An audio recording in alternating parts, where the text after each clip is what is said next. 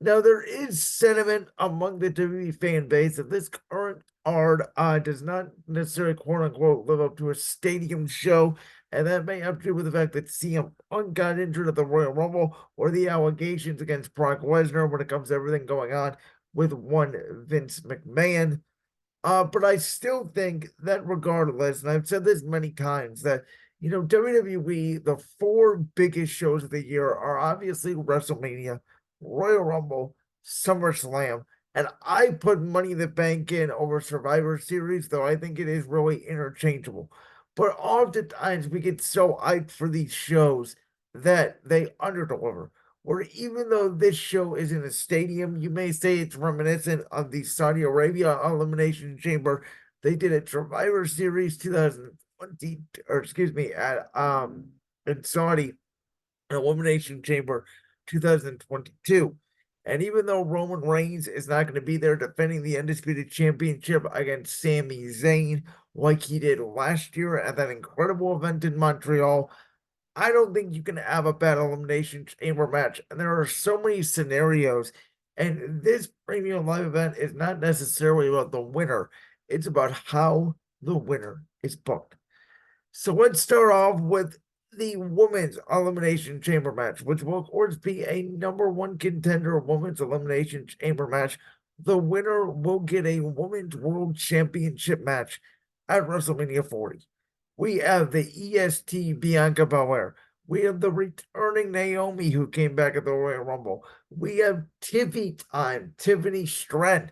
We have Liv Morgan who made a return at the Royal Rumble. We have Raquel Rodriguez, who just won a last chance Women's Battle Royal on Raw during her return to Monday Night Raw to get in this match. And then we have what everybody thinks, including myself, will be the winner, the man, Becky Lynch. Now, these six superstars all have legitimate reasons to why they should face either Nia Jax or who we presume to be the women's world champion at WrestleMania 40, Rhea Ripley. Obviously, WWE has been teasing Becky Lynch versus Rhea Ripley, and Becky Lynch even alluded to this during a promo last week on Raw when she said they've been teasing interactions with them for the last year. But you have women like Liv Morgan and Raquel Rodriguez who were both taken out by Ripley. You have the youngster Tiffany Stratton and her beautiful as moonsault, who of course is a former NXT champion. She held that belt for a long time. She can make a huge impact. Maybe not by winning the match, but she can have a very good and impressive showing in this match. Then you have the returning Naomi, who obviously, as she alluded to in her promo on Raw, made her name in and outside of the ring. When she left WWE, obviously going to TNA, becoming the face of that brand in the women's division for a little while. She wants to get back an old gold in WWE, and she is viewed as a legitimate caliber superstar. And then, of course, there's Bianca Belair, who has been extremely protected over the last 3 years. She walked in to WrestleMania 37, the challenger for Sasha Banks at that time, SmackDown Women's Champion. She walked out victorious.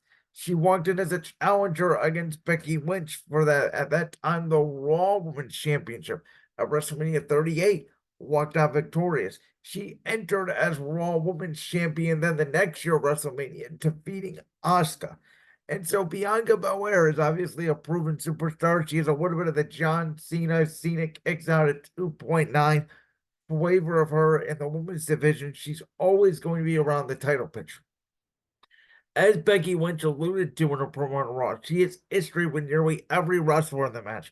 Tiffany Stratton, Naomi, Liv Morgan. Obviously, Bianca Belair, the one she really doesn't have a ton of history with, is Raquel Rodriguez. Of course, we know Raquel and Liv Morgan, they were partners, slash, they are partners.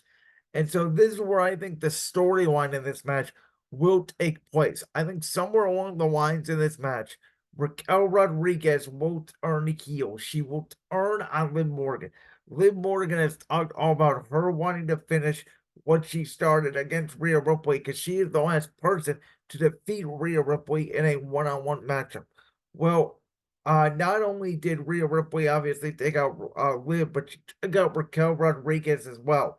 Will Raquel Rodriguez blame Liv Morgan for her being injured, which I believe she will? It will lead us into a very rare accomplishment here, where WWE may elect to do a one-on-one non-title women's match at WrestleMania 40, which would of course feature Liv Morgan versus Raquel Rodriguez. I think Naomi will have a very good showing in this match. I think Tiffany Stratton will have a very good showing in this match. I think the final two will be down to Becky Lynch and Bianca Belair. Bianca Belair is the one woman over these last couple of years that Becky Lynch has not defeated. And ever since losing the Raw Women's Championship at WrestleMania 38, yes, she had a brief stint with the NXT Championship, but Becky Lynch, for the most part, has been out of the world title picture, and Rhea Ripley has been dominating the division. In order for Becky to prove her worth, to get a WrestleMania 40 match for the Women's World Championship, or, by the way, she has history with both Nia Jax and Rhea Ripley. She's going to have to go for Bianca Belair. She's going to have to hit her with a manhandle slam, who she has only pinned once. That obviously being at SummerSlam 2021. That was by a surprise, though. I would not be surprised if Becky and Bianca, start the chamber, especially Becky. I think it'd be a good way for her to just go through everybody, right? Go through the gauntlet of the chamber. But these are six very talented women, all deserving of the spot. Then we have Team Pete Dunne and Tyler Bate. They are the challengers for the Undisputed Tag Team Championships. After not only winning a fatal four-way, but then knocking off DIY, they take on the Judgment Day. Now, the Judgment Day is going to retain in this matchup, I believe. The reason being is because I think it's going to lead to a match with The Miz and R-Truth. And this R-Truth Judgment Day storyline will be involved, I believe, in this match. I thought this was going to be the sequel, if you will, to Sami Zayn and the Bloodline. I thought it was going to be dragged out a lot more, where R-Truth was going to join the group. He was going to be in the group for a few months. They were going to be dominating Monday Night Raw. But I think because of the fact that it is WrestleMania season, and typically WrestleMania season, even though obviously it's very early spring, on the real calendar, on the WWE calendar, it is the end of the season. And so for that reason, I think they sort of rushed the feud. No, I get it. I love R-Truth. I love everything he's doing. He's the longest tenured member on the WWE roster. And I understand why you want to do this match at WrestleMania. Get Truth and Miz the tag team titles and get that WrestleMania pop. But at the same time, I wish this storyline would have started a little bit earlier than Survivor Series, because we've truly been robbed potentially of an all-time great angle, like we got with Sami Zayn and the Bloodline. I think the Judgment Day, though, they do find a way to retain their tag team titles. Then let's get to the Grayson Waller effect, where Grayson Waller, of course, he's from Australia. Now he will interview Cody Rhodes and Seth Rollins. Now, I don't think this is obviously going to main event the show. I think the main event needs to be a match, but I think Rhea Ripley and Nia Jax for the Women's World Championship will main event the show. But I do think there's a possibility, even though he has not been advertised, it has heavily been reported that when Perth, Australia won a bid to host this event, that they wanted The Rock to appear. So we know The Rock has turned heel.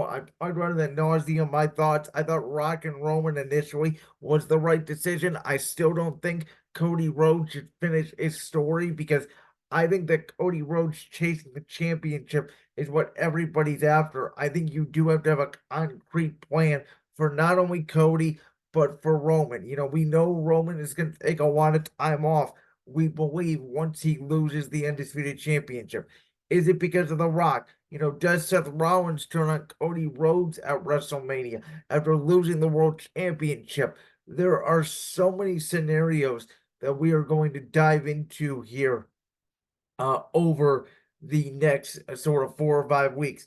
But I do think the big feature coming out of this Grayson Waller effect in Australia will be that night one WrestleMania main event will be official.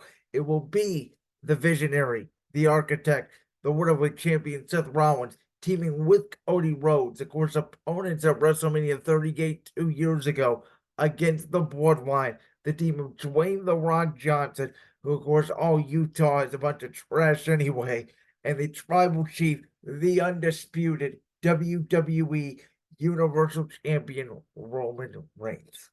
So, along the lines of the World Heavyweight Championship match, let's get to the number one contenders Elimination Chamber match for the World Heavyweight Championship, where the winner will face Seth Rollins of what we assume will be now on night two of WrestleMania, obviously due to the impending night one tag team main event, which, by the way, is very fitting because before last year, when Kevin Owens and Sami Zayn took the tag team championships from the Usos, the only other WrestleMania main event that featured a tag team match was WrestleMania 1. Obviously, WrestleMania 20 was a triple threat, WrestleMania 30 was a triple threat, WrestleMania 40 now on two nights, one of the matches being a tag team match, an absolute star-studded tag team match where it'll be very interesting to see who takes the pin because I think you need to protect Seth. I think you need to protect Cody. I think you need to protect Roman, which is why I think The Rock may take the fall. Let's get to the World Heavyweight Championship Elimination Chamber match, which features L.A. Knight. Yeah. Bobby Lashley, the Viper, Randy Orton, Kevin Owens, the Maverick, Logan Paul, and the winner, the Scottish psychopath, Drew McIntyre, who has done some of the best character work he's ever done in WWE. I wouldn't even say he's a heel right now. I would say he's a tweener, and I would say that he is a truth teller. And McIntyre picked up a huge win on Raw, even with borderline interference, and they're calling him a hypocrite, which I thought was a great story that Solo and Jimmy did the same thing to Cody they did at WrestleMania, and Drew was able to pick up the pieces after complaining about the bloodline for so long. Drew McIntyre defeated Cody Rhodes. He's got hella momentum right now, and I believe that Drew McIntyre will win this star-studded Elimination Chamber match. But as we know, Elimination Chamber matches can be used to set up potential WrestleMania 40 matches. For instance, in the women's match, I do think it's very possible that Jake R Girl and Bianca Belair get set up because of their elimination chamber. Maybe Jake R Girl cost Bianca the match. On the men's side, I think LA Knight and Logan Paul will get set up for the United States Championship. Now, whether that involves Kevin Owens, whether that involves Bobby Lashley, whether it involves AJ Styles, I think is a real possibility because even over the 2-day weekend, if you put 8 matches on each night, which is 16 matches across 2 days, which is pretty insane, there is still a ton of WWE talent left out of the weeds, which again just shows the roster that Triple H has built. I mean, the likes of Brunson Reed and Indy Hartwell, who were obviously from the Australia area, are not even competing in the event, which just shows how absolutely loaded this card will be. I think it'll be a very fun event. If I was booking it, I would have it come down to 2 or 3 people. Obviously, Drew McIntyre, and then you can make your choice for me between Randy Orton and L.A. Knight. Yeah. I think the fact that LA Knight is competing against Drew McIntyre on SmackDown this coming Friday makes me really think, could you imagine the pop if somebody like LA Knight eliminates a Randy Orton or eliminates a Logan Paul to set up that WrestleMania feud? I do think it's also, maybe Randy Orton gets involved with Logan Paul because Orton doesn't have a great direction right now at WrestleMania 40. I've sort of penciled him in if he could do it with a match at John Cena because they never had a one-on-one match at Mania, and right now I don't know where Orton lands. So I do think McIntyre wins it. I think his character is great. I think if Drew starts off in the pod, I think will probably be the best answer. You don't have a ton of wrestlers that I think is obvious in this one to sort of start the match, so I'll be interested to see which direction WWE goes. I do think Drew and Logan Paul, for the most part, because they're heels, should start in odds. I think LA Knight and a Kevin Owens or a Bobby Lashley would be a really fun way to start this matchup. But with Drew being the only Monday Night Raw representative in the chamber, I do think he wins. And then we get to the main event, which will feature the challenger Nia Jax, obviously in her own country, the women's world champion Rhea Ripley, who's going to play the face in this match. She's going to get the big pop. She's going to get the big moment when she finally ripped eyes Nia Jax. There's going to be a lot of attempts in this match. She may even do it from the top rope with emphasis to end the night. And who knows, we may even have a stare down with Ripley and Becky Lynch to end Elimination Chamber as well. But I think this will be a very good match. I think Nia Jax, even though we all don't love her, I think her character work has gotten better since she returned late last year to the company. And I do think that this will be a very fun, entertaining match between two bulls, though I don't expect it to go too long. I think the Grace Lore effect could be as long as a match, especially if there's a promo involved. Paul Heyman, The Rock, Cody, Seth. I don't think Roman appears, but I do think it's possible Solo, Jimmy appear first, and then The Rock appears to help his bloodline as they start planting the seeds there with Rock and Roman Reigns. I do think obviously the two chamber matches go pretty long. I think that the tag team title match gets decent time, and I'm expecting this premium live event to be around 3 to 3.5 hours in length.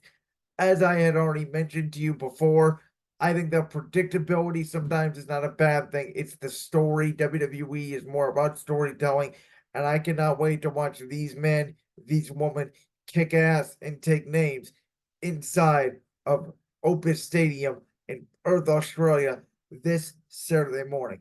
A quick anecdote for you. I remember when WWE had Super Showdown in October of 2018. I had just started my radio show and it was on Saturday mornings at 10 a.m. So I recall it's one of my favorite memories in college. Waking up in my dorm room on that Saturday morning at 5 a.m. There was the car that, of course, featured Daniel Bryan and The Miz, and the big match was Undertaker versus Triple H for the last time ever, which led to that DX versus Brothers of Destruction match at Crown Jewel, the infamous one that nobody wants to talk about. But I remember waking up in my dorm room at 5 a.m., opening one of those little things of Fruit Loops, right? Putting some milk in it, eating Fruit Loops, trying to be quiet so I don't wake up all the residents around me while watching an incredible WWE event. It's very hard to be quiet while watching wrestling. So I hope everybody in the United States, whether you're on the East Coast at 5 a.m., obviously Central 4, Mountain Time 3, Pacific Time 2, have a plan. Don't wake up your family too much if you do want to watch it early in the morning. I'm going to watch it early Saturday morning when I wake up at 10, 11 Eastern. But let's enjoy this weekend because it's one of the windiest roads to WrestleMania 40 we've ever seen. And I cannot wait to see it be played out down under in Australia. To recap, I think Becky Lynch wins the Women's Elimination Chamber match. I do think the Judgment Day retains the undisputed tag team championships against Tyler Bate and Pete Dunne. I think The Rock will appear during the Grayson Waller effect with Cody Rhodes and Seth Rollins. It will set up the night one main event between Rock and Roman against Cody and Seth. Drew McIntyre will win the number one contenders match for the World Championship inside the Elimination Chamber. And then Rhea Ripley retains the Women's World Championship against Nia Jax in her home country in the main event. Like that clip from the Brands World podcast? If so, make sure you go down there and hit that subscribe button. While you're down there hitting the subscribe button, make sure to also hit the notification bell so you never miss another upload. And make sure you check out all the other clips from the Brands World podcast right here on YouTube.